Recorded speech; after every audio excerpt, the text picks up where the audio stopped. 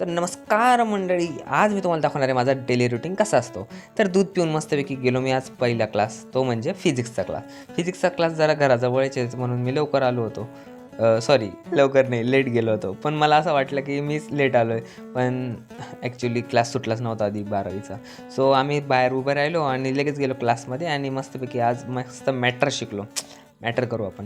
हां, मग आता त्याच्यानंतर गेलो आम्ही बायोच्या क्लासला. बायोचा क्लास पण आमचा नवीन होता आणि ज्या मॅडमकडे आम्ही जातो ते मॅडम मस्तपैकी डॉक्टर झाले होते. सर 5 दिवस सुट्टी होती आणि माझा मित्र म्हणत होता, "व्हिडिओ नको काढू रे, पण आपण थोडे ऐकतो." मग डोंगर पार करून आम्ही चाललो गेलो आता फिजिक्सच्या क्लासला. मग जायला लागलो, पण माझे हेअर्स खूप मेसी होऊन गेलेले होते. माझे प्रेम आहे माझ्या हेअर्सवर.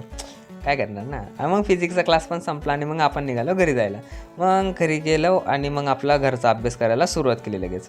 आणि खूप बॅकलॉग झालेले होते माझ्या घरच्या अभ्यासाला, तर ते पण मला सॉल्व करायचे होते. तर मग मस्तपैकी अभ्यास केला आणि माझं डोकं एकदम बनकून गेलं होतं. मग आता मूड फ्रेश करायचा होता, तर मग मूड फ्रेश करायचा एकच डोस आपला गेम आणि आपण बसून गेलो.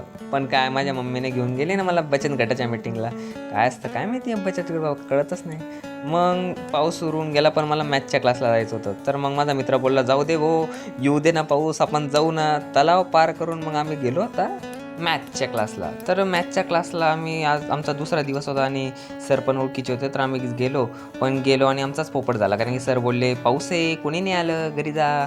मग आम्ही तोंड खाली येऊन चाललो होतो आता घरी.